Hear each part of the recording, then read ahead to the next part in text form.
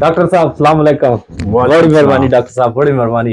जज़ाकल्लाह खैर, पेशेंट सारा तो बिल्कुल ठीक हो गया माशाल्लाह। जी जमील साहब, आपके मरीज का ऑपरेशन हो गया अल्हम्दुलिल्लाह, और शाम को आज हम इंशाल्लाह छुट्टी दे देंगे। बड़ी मेहरबानी, बड़ी बड़ी। डॉक्टर साहब ये बंदा तो सारा ठीक हो गया, पर ये दसो इना खिलाना की है असा?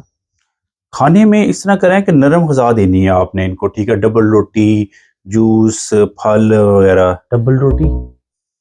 हाँ डबल जी। रोटी पराठा दे सकते हैं थोड़ा? नहीं थोड़ा पराठा नहीं दे सकते अभी। ते वो पराठे मतलब वो तेल शेल काट के ना ते ये जड़ा नरम करके ऐसे पकाइए थोड़ा सा। नहीं अभी पराठा नहीं देना, पकी हुई चीज़ नहीं देनी। नहीं ते वो थोड़ा सा आटा जड़ा है ना उसमें थोड़ा और पानी पा के ते थोड़ा नरम करके ते ऐसे ना दे सकते हैं?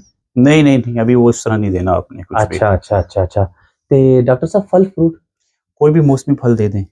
किन्नू चल जाएगा? दे दें। पर उसमें नज़ला जुकाम भी हो सकता है डॉक्टर साहब। तो फिर ना दें।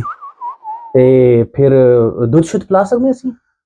हाँ दूध दे दें, बिल्कुल दे दें। ਕਿਹੜਾ ਪੱਕਾ ਹੋਇਆ कच्चा है? थोड़ा गाड़ के दे दें। ਤੇ गाय ਦਾ ਤੇ भैंस ਦਾ ਕਿਹੜਾ ਦੁੱਧ डॉक्टर साहब? कोई भी दे दे दोनों में से। अच्छा वैसे बकरी ਦਾ ਵੀ अवेलेबल है असने ग्रां ਚ? तो वो दे दें।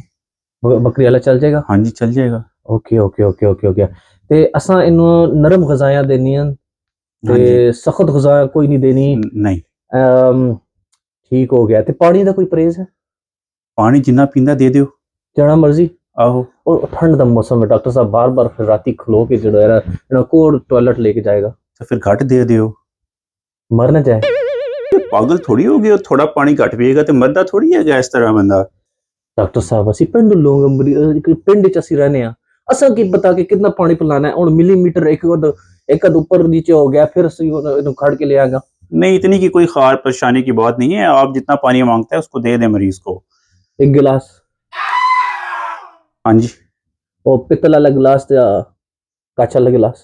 यार क्यों जी गल्लां करदे पे हो, ਉਹ ਜਿਹੜਾ ਪਾਣੀ ਮੰਗਦਾ ਉਹ ਜਿਹੜੇ ਗਲਾਸ ਚ ਪਿਆ ਹੈਗਾ ਗੱਚ ਦੇ ਦਿਓ ਤੁਸੀਂ। ਗੱਲ ਇਹ ਨਾ ਅਸਾਂ ਦੇ ਜਿਹੜੇ ਨਾ ਬਜ਼ੁਰਗ ਉਹ ਸਾਰੇ ਕਹਿੰਦੇ ਨੇ ਜਿਹੜਾ ਪਿੱਤਲ ਇਸ ਗਲਾਸ ਚ ਪਿਲਾਓ ਨਾ ਤੁਸੀਂ, ਉਸ ਦੀ ਤਸੀਰ ਡਿਫਰੈਂਟ ਹੈ। ਤੇ ਦੇ ਦਿਓ ਉਹਦੇ ਅੰਦਰ। ਤੇ ਗਲਾਸ ਜਿਹੜਾ ਹੈ ਨਾ ਤੇ ਉਹ ਜੋ ਕੱਚ ਵਾਲਾ ਨਾ ਉਸ ਦੀ ਤਸੀਰ ਡਿਫਰੈਂਟ ਹੈ। ਜਿਹੜਾ ਘਰ ਚ ਹੈ ਉਹਦੇ ਅੰਦਰ ਦੇ ਦਿਓ ਫਿਰ।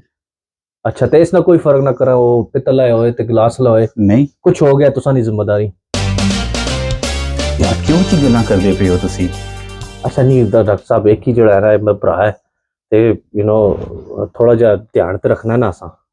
सॉरी अगर मैं तुसा तंग कीता या इस तरह यू नो बस में लोग समझ नहीं लगनी ना फिर थोड़ा सा आसानी हो जानी है। बस देखो नरम ग़िज़ा देनी हैगी, ठीक है ना? पक्की कोई शै नहीं देनी है जी।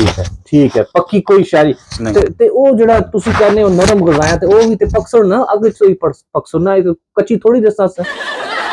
ਉਹ ਨਹੀਂ ਮੇਰਾ ਮਤਲਬ ਕਹਿਣ ਦਾ ਹੈਗਾ ਕਿ ਜਿਹੜੀ ਤੁਸੀਂ ਡਬਲ ਰੋਟੀ ਉਹ ਤੁਸੀਂ ਬਾਜ਼ਾਰੋਂ ਲੈ ਕੇ ਆਓਗੇ ਨਾ, ਚੁੱਲ੍ਹੇ ਤੇ ਨਹੀਂ ਪਕਾਓਗੇ। हाँ ये गल भी सही है, पर वो जो चूल्हे च असी वो चीज़ां खासा होना देसा सा ना। साग ते ऐसा नहीं मैंडेटरी ग़िज़ा है वो नरम है, वो खा सकता है? नहीं देनी है जी। नहीं तो साग ते नरम है ना? यार की यार थोड़ा दिमाग खराब है यार, जो कह रहे हैं तुसी करो। I'm really sorry देखो और तुसी मैंने कंफ्यूज कर रहे हो। तुसी क्या है इन्हें नरम ग़िज़ायां दो, ठीक है? फिर तुसी क्या है पक्की हुई दो ते साग नरम भी है ते पक्की हुई है तो फिर वो क्यों नहीं खा सकता? यार मैं तेनों कहा है ना कि वो पक्की ग़िज़ा नहीं देनी है जी। ते पक्की भी नहीं देनी ते नरम भी नहीं देनी। और नरम ग़िज़ा दा मतलब बाबा यह हैगा कि ओनू नरम ग़िज़ा देनी हैगी, ठीक है ना? वो साग नरम हैगा पर दा मतलब यह नहीं हैगा कि वो नरम भी हैगा। केले खिलाड़ी खिला दो। केले ते नरम होंदे ना, थोड़ा सा दे दो, दूध च पा के थोड़ा सा नरम करके ना थोड़ा सा दे दो। अच्छा चलो ठीक हो गया। डॉक्टर साहब वैसे कम तुसा बड़ा चंगा कीता है, आंथड़ी ऐसी सही हो गई माशाल्लाह। तो कितने सुकून नाल बैठ है। हां तेरी ऑपरेशन करता सी ते तुसी किस ने कर बैठे हो? मैं तो दिल दा करता है। ओ डॉक्टर अल्लाह तुमने क्या किया? यार की हो गया यार, की हो गया यार? डॉक्टर साहब जो अल्लाह दी मर्जी कोई मसला नहीं।